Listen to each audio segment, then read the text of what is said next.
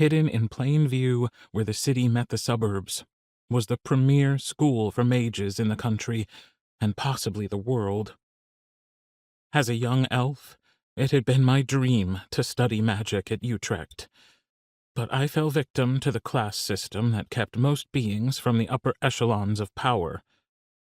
I should have been admitted by virtue of my talent. My earth magic was strong, even for an elf, and I was an Alpha-class Tier 2 mage. No one in my race had tested that high in 4 centuries. If anyone deserved a place at Utrecht, it was me. The Board of Admissions, however, didn't agree.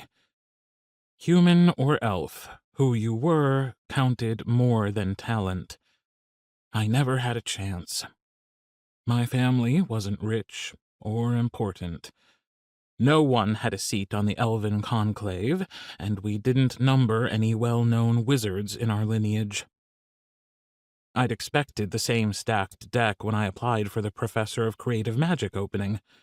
Utrecht University had never hired an elf to teach one of the 4 primary disciplines.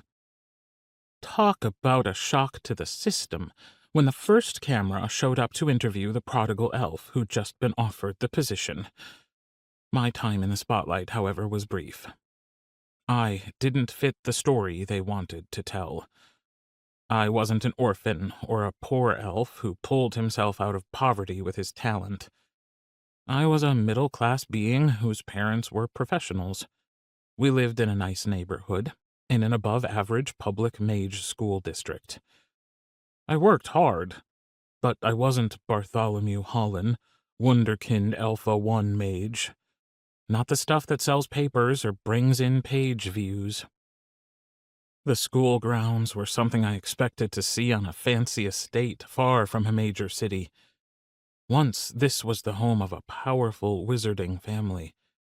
When Philadelphia grew around them, they sold it to the Mage Council, who moved Utrecht Academy from its humbler environs. I reached the front gate and checked my watch. 17 minutes for my leisurely, imbibe the surroundings walk. I could easily make it at under 15, 10 if my long legs took up a good pace. Life was pretty perfect for one Caelinus Reinhold.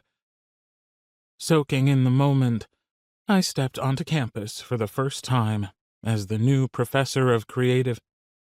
A siren blared, and a stasis spell hit me. My heart jackhammered, and my adrenaline-fueled self-defenses flared into action. Only my practice of keeping my wards up at all times saved me from total paralysis.